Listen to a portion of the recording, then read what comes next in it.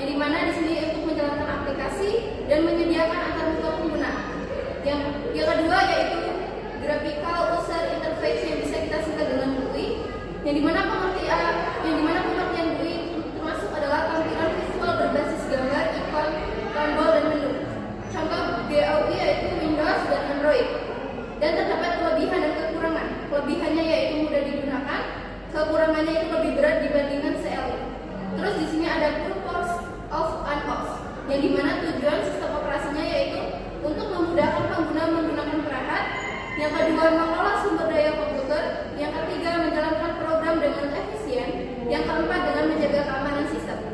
Terus di sini ada bagian access method, yang dimana ada metode akses Cisco IOS, yang dimana ada konsul dan terminal dan SSH. Terus di sini ada terminal, yang dimana pengertiannya yaitu software untuk mengakses CLI perangkat jaringan. Contohnya yaitu ada FLAPI, TeraTrap, dan Support CLI, yang dimana fungsinya untuk menghubungkan komputer ke router dan switch dan menjalankan perintah Cisco IOS. Di sini kesimpulannya yaitu yang dimana sistem operasi untuk perangkat jaringan dan melalui konsultan SSH. Sekian dari saya. Selanjutnya akan dilanjutkan pada Rigi. Materinya yaitu navigasi Cisco IOS. Pengenalan navigasi Cisco IOS tujuannya memahami cara mengoperasikan command line interface pada perangkat Cisco. Metodenya adalah perintah ketikan dalam berbagai mode yang memiliki fungsi spesifik. Yang kedua, mode perintah utama. Ada dua level akses utama pada saat pertama kali masuk, yaitu tampilan router hanya untuk monitoring dasar akses terbatas. Yang kedua ada tampilan router akses penuh untuk melihat konfigurasi atau status perangkat. Yang ketiga ada mode konfigurasi untuk mengubah peraturan kita masuk ke dalam mode yang lebih spesifik, yaitu global configuration mode. Yang kedua ada configuration mode. Dan yang keempat ada navigasi antar mode, yaitu masuk ke pre-left, masuk ke global config, keluar dari level sebelumnya, dan masuk ke pre-left di mana saja. Yang kelima adalah tip pemulihan pemerintah, yaitu syntax. Adalah konteks sensitive help, ketik tanda tanya untuk melihat daftar perintah yang tersedia. Yaitu yang kedua ada syntax cracker, yaitu fitur otomatis memvalidasi apakah perintah yang kita ketik sudah benar atau belum. Sekian. Selanjutnya akan dilanjutkan oleh Sofi. Jadi di sini saya akan melanjutkan materi beliau ini, yaitu adalah 2.3, yaitu tentang struktur komen. Jadi di sini ada struktur perintah dasar, yaitu struktur utama perintah IOS terdiri dari prompt atau penanda mode perangkat. Contohnya adalah switch. Lalu selanjutnya ada komen. Komen ini adalah perintah utama. Contohnya itu adalah show. Lalu selanjutnya ada keyword atau argumen, yaitu adalah parameter sistem atau keyword atau nilai input pengguna. Lalu selanjutnya ada space dan enter. Jadi spasi itu adalah sebagai pemisah, lalu enter itu adalah untuk mengeksekusinya. Lalu selanjutnya ada cek sintaks perintah, yaitu aturan penulisan dalam dokumentasi. Lalu ada contohnya adalah tebal atau bold, yaitu harus mengetik persis. Lalu selanjutnya ada miring atau italic, yaitu variabel yang diisi dengan pengguna. Selanjutnya ada fitur bantuan atau help. Contohnya adalah context sensitive help, yaitu dengan mengetik tanda tanya untuk melihat daftar perintah yang tersedia di mode tersebut. Lalu ada syntax check, yaitu adalah perintah error otomatis jika perintah salah atau tidak lengkap. Selanjutnya ada shortcut atau hotkeys, yaitu shortcut itu adalah perintah bisa disingkat selama parameternya unik. Contohnya COMF, yaitu untuk konfigurasi. Lalu selanjutnya ada tab, yaitu melengkapi pengetikan perintah secara otomatis. Sekian. Selanjutnya akan dilanjutkan oleh Salma. Baik, melanjutkan materi kita. Sekarang kita masuk ke bagian teknis konfigurasi identitas dan keamanan perangkat. Yang pertama, yang paling mendasar adalah menggunakan hostname. Jadi kita menggunakan perintah hostname atau simpelnya kita harus unik, lalu mulai dengan huruf tanpa spasi,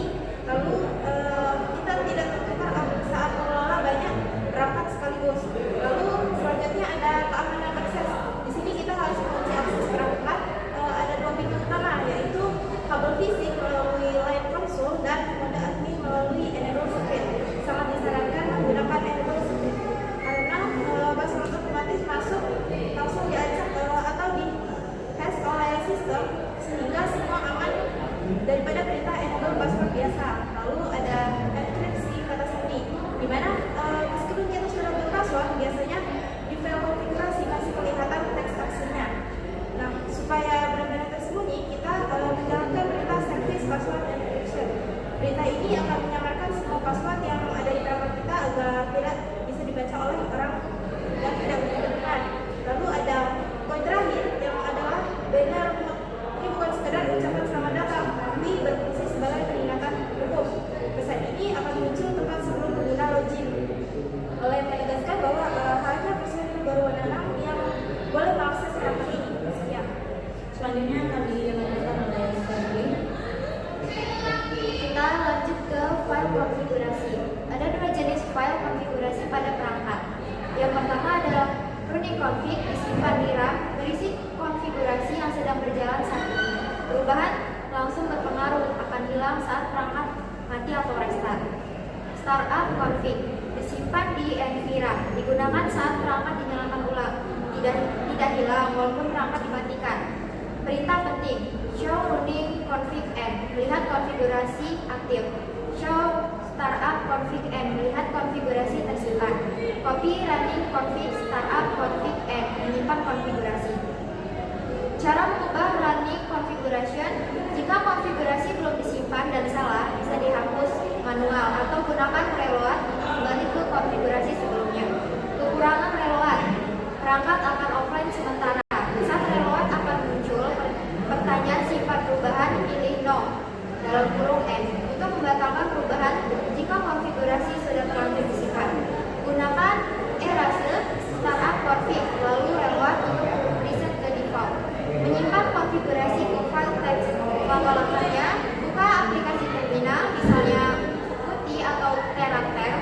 Aktifkan login, jalankan show running config atau show startup config.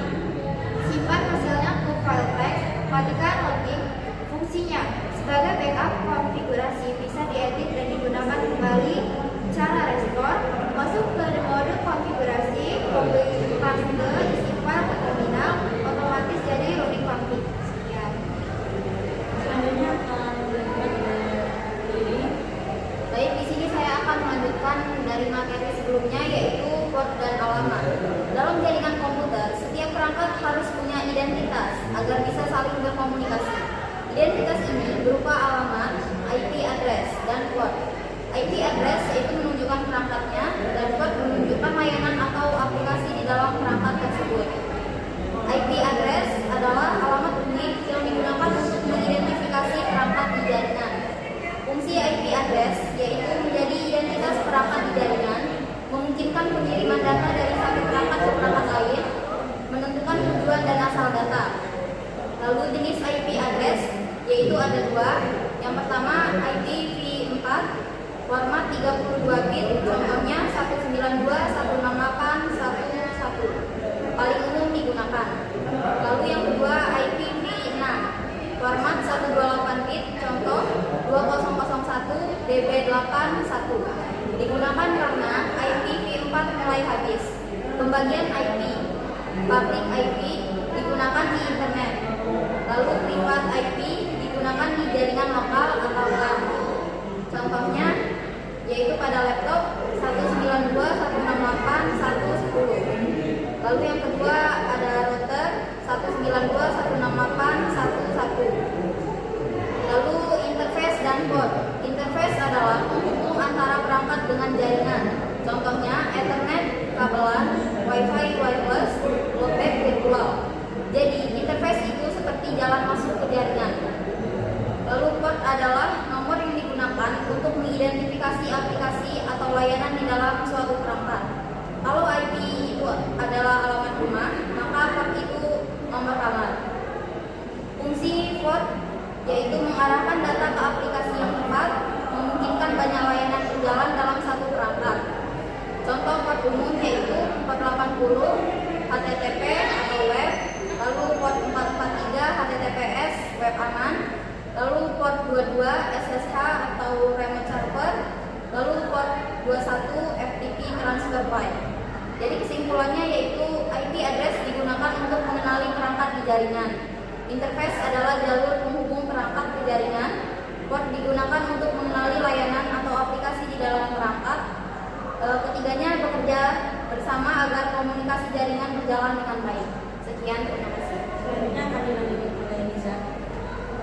materi yang selanjutnya yaitu konfigurasi IP address.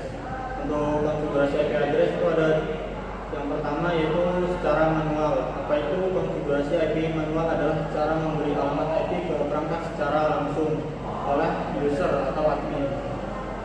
Setiap perangkat di jaringan harus punya IP address supaya bisa saling berkomunikasi seperti nomor HP. Kemudian kalau manual berarti kita isi sendiri datanya seperti IP address, subnet mask, default gateway.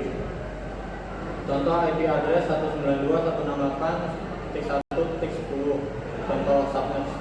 Contoh subnetnya yaitu 255.255.255.0. Contoh gateway-nya 192.168.1.1. Kelebihannya bisa dibangun penuh, kekurangannya ribet dan rawan salah. Selanjutnya konfigurasi IP secara otomatis. Artinya sistem yang memberikan IP secara otomatis ke perangkat. Saat kita connect ke Wi-Fi, kita tidak perlu mengisi lagi IP karena sudah diberikan oleh DHCP server. DHCP akan otomatis memberikan IP address, subnet mask, gateway, dan DNS. Kenapa penting? Karena ketika akan menyeting IP ke PC, kita tidak perlu menyetingnya satu persatu. Materi selanjutnya yaitu mengecek IP. Perintahnya yaitu if config. Penjelasannya digunakan untuk melihat konfigurasi IP di komputer. Outputnya biasanya menunjukkan seperti IP address, subnet mask, default gateway. Fungsinya untuk mengecek apakah komputer sudah mendapatkan IP dan apakah jaringan bermasalah. Materi selanjutnya konfigurasi SPI pada switch. Apa itu SPI? SPI adalah switch virtual interface, adalah IP pada switch supaya bisa diakses lewat jaringan. Switch biasanya hanya menghubungkan perangkat, tapi kalau ingin remote, misalnya via internet atau SSH, switch harus punya IP. IP ini ditempatkan di VLAN, biasanya VLAN 1. Materi selanjutnya adalah latihan sintaks, yaitu penjelasan ini bagian latihan untuk membiasakan mengetik di perintah di switch. Tujuannya agar kita tidak salah menulis sintaks dan paham urutan konfigurasi. Materi selanjutnya paket tracer basic connectivity. Ini praktek langsung menggunakan Cisco paket tracer. Pada perintah ini kita akan mengatur IP di PC, kemudian mengatur IP di switch, menghubungkan perangkat. Kemudian tes koneksi menggunakan ping. Contohnya ping 192.168.1.1.